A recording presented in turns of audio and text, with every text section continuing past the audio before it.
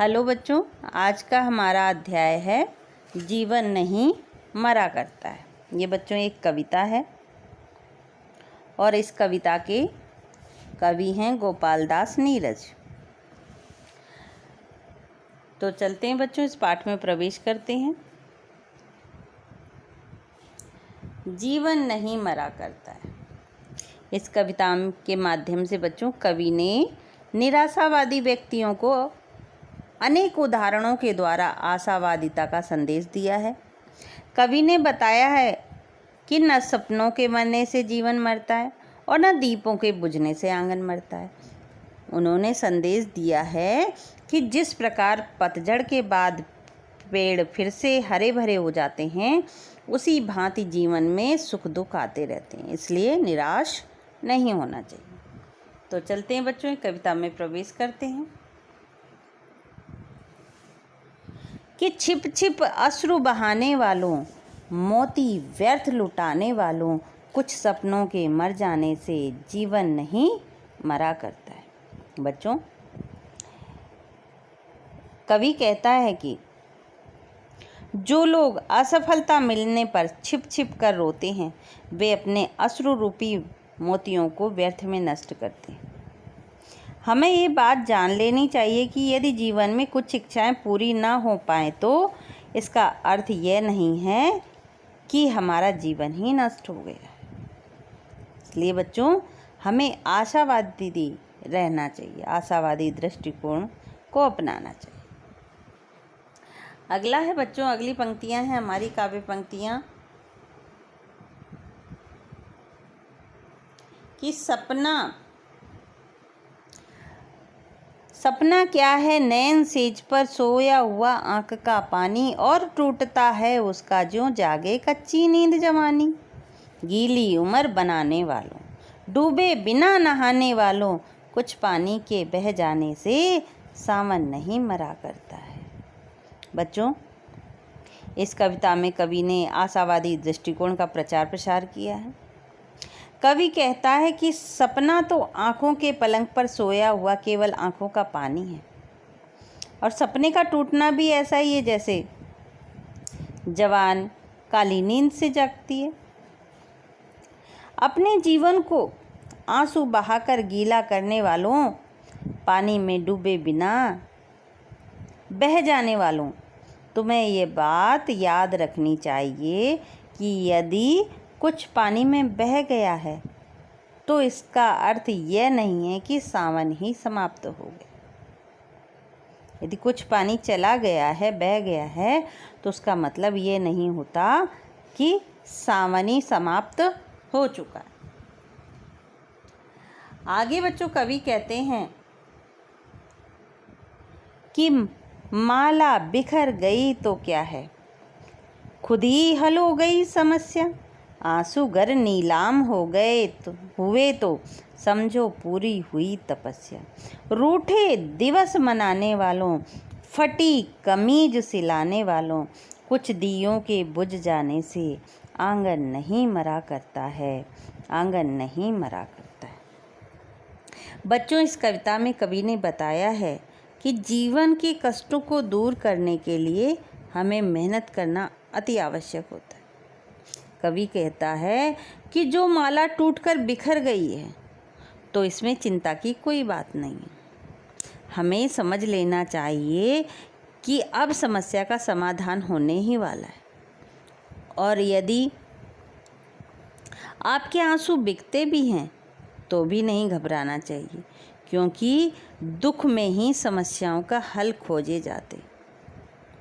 सपनों के नष्ट हो जाने के कारण शोकमय दिन मनाने वालों, फटी हुई कमीज सिलाने वालों, तुम्हें ये याद रखना चाहिए कि कुछ दियों के बुझ जाने से आंगन में अंधेरा नहीं होता है। आगे बच्चों हम पहुंचते हैं इसके आगे पंक्तियों में कि खोता कुछ भी नहीं यहाँ पर, खोता कुछ भी नहीं यहाँ पर, ये केवल जिल्द बदलती पोथी। जैसे रात उतार चांदनी, पहने सुबह धूप की धोती। वस्त्र बदल कर आने वालों, चाल बदल कर जाने वालों, चंद खिलौनों के खोने से बचपन नहीं मरा करता है, बचपन नहीं मरा करता है। बच्चों, इन पंक्तियों में कवि कहते हैं कि जीवन में व्यक्ति के सपने नष्ट या असफल हो जाने पर अथवा इच्छाओं की पूर्ति न होने के कारण व्यक्ति कुछ खोता नहीं है।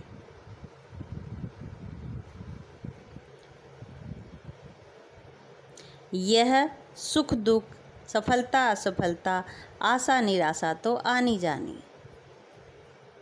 जैसे जीवन रूपी पुस्तक तो वहीं रहती है, बस सुख दुख रूपी जिल्द उस पर चढ़ जाती है। जैसे रात चांदनी को उतारकर सुबह होने पर धूप की धोती पहन लेती है।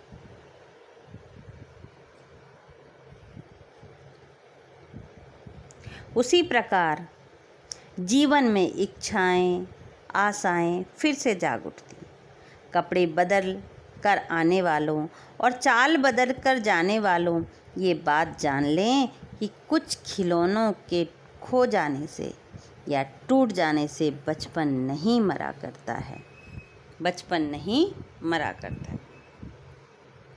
आगे बच्चों, लाखों गार गगरियाँ फूटी, सिकन न आई पर बनघट पर, लाखों बार किश्तियाँ डूबी, चहल पहल वैसी ही है तट पर।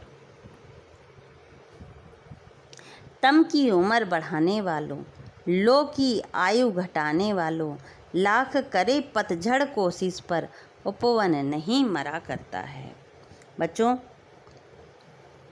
यहाँ कवि मानते हैं कि निराशा के भाव कभी भी जीवन को समाप्त नहीं करते। तो बच्चों, कवि कहते हैं यहाँ पर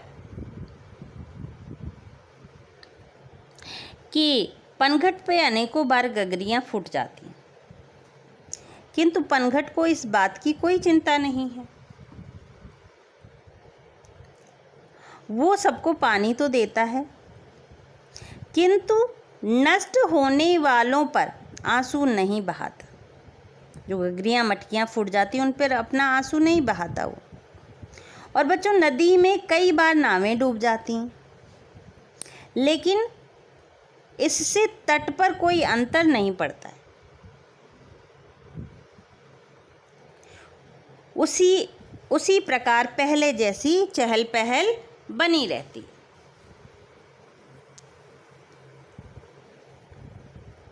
अंधेरी की उम्र बढ़ाने वालों, प्रकाश की उम्र घटाने वालों को याद रखो।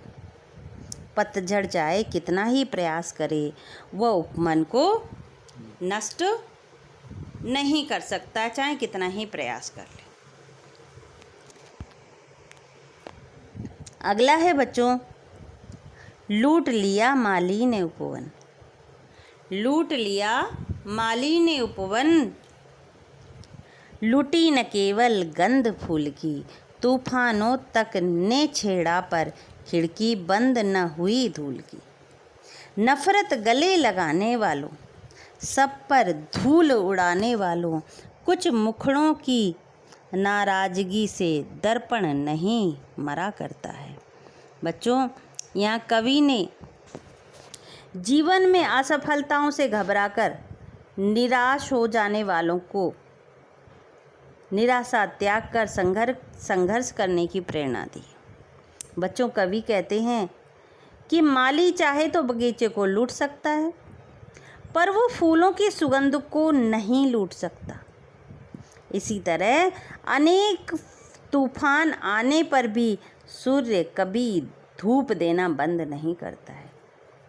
कवि कहते हैं कि घृणा को गले लगाने वालों, सब पर धूल उड़ाने वालों, चेहरे पर नाराजगी जताने से शीशे कभी नहीं मरते हैं, शीशे पहले की तरह ही रहते हैं। बच्चों, इस कविता के माध्यम से कभी भी आप निराशावादी भावों को ना अपनाएं। अगर एक बार कोशिश करने पर कार्य पूर्ण नहीं हो पाता तो उसे पूर्ण करने के लिए फिर से प्रयास करें, फिर से कोशिश करें, परंतु निराश होकर ना बैठें, क्योंकि बच्चों लगातार कोशिश करते रहने पर ही कभी न कभी हमें सफलता अवश्य ही मिल जाती। इस तरह बच्चों ये आपका अध्याय है वो समाप्त होता है।